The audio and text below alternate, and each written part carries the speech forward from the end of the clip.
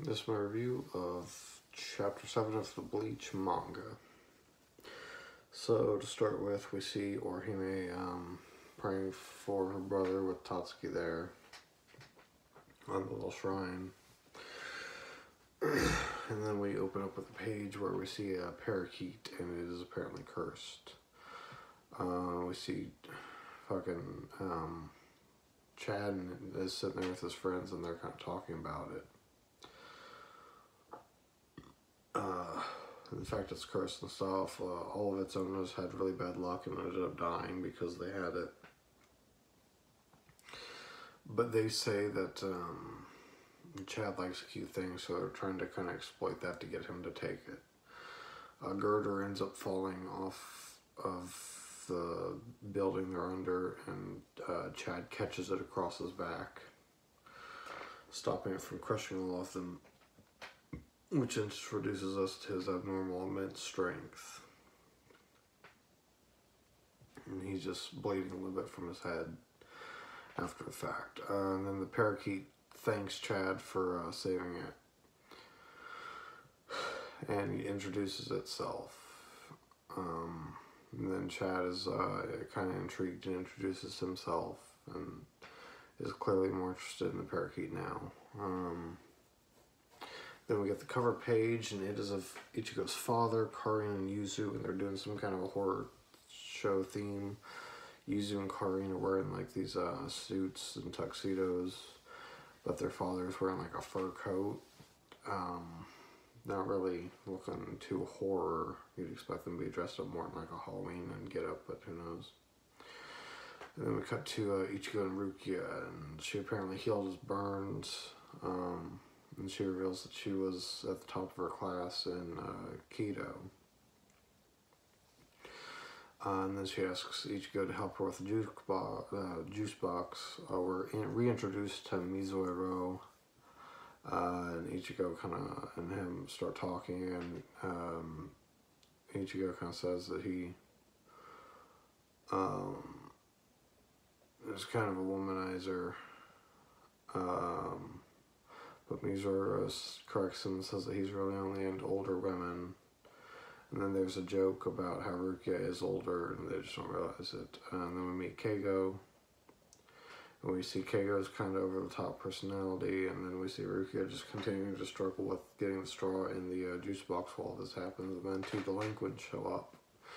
And Keigo tries to neutralize the situation, but Ichigo keeps insulting one of the delinquents, Oshima, and basically he's that mad at Ichigo because they have the same hair color and he wants him to dye his hair.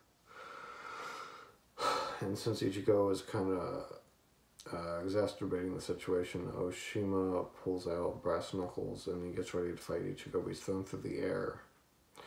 And then it's revealed that Chad threw him, and we see Chad kind of kneeling down and holding his hand up, and it's how he greets people, and he's holding like a bag of food or something.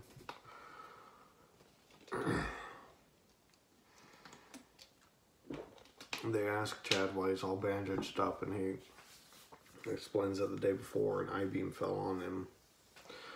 And then before he went to school, a motorcycle hit him, and the driver got so hurt from hitting Chad that Chad had to carry him to a hospital, and that's why he was late to school.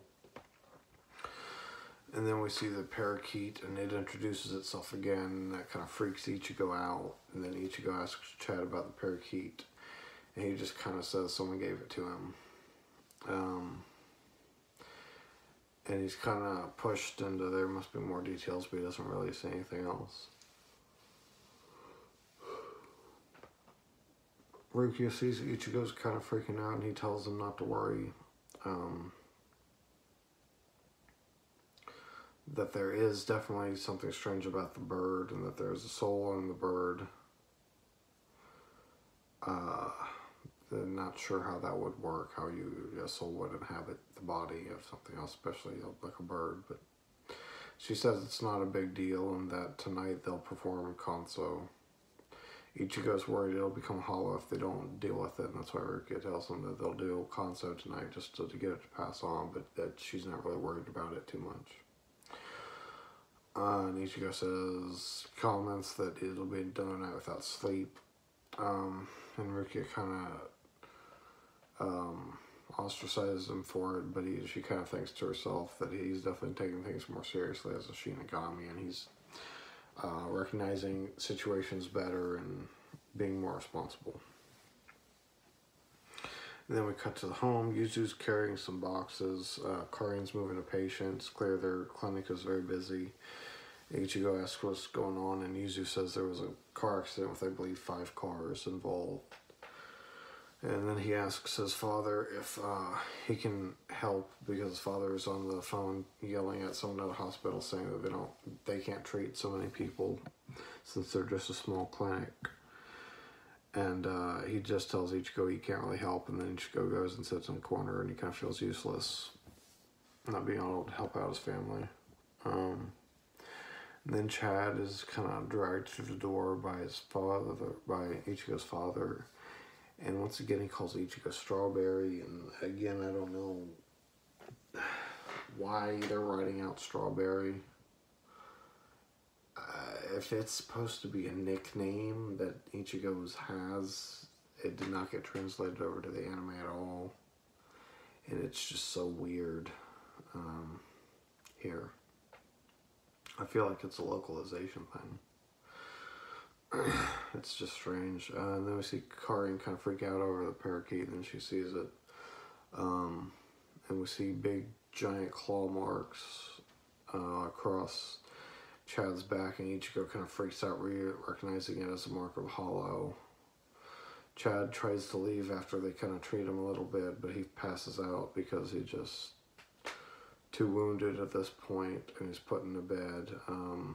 Ichigo asks Haruki if she sensed the Hollow's presence, and she says that she definitely felt it from his back, but she doesn't think that the parakeet itself is dangerous and that there's something else going on. And then we come back to the room that Chad was in, and his bed is empty.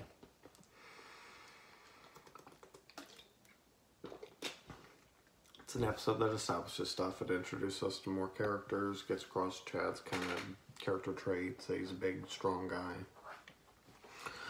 So for this purpose, I don't really have a lot to expand upon here.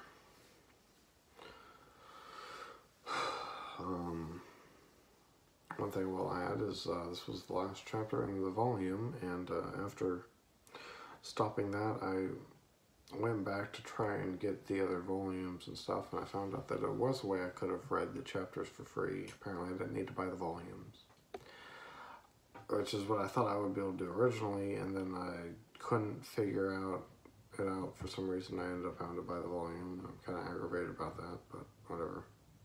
I'm going to continue purchasing the volumes and reading them, I guess, for now. But I'm a bit aggravated that I didn't have to spend the money. But whatever. That's it for this one.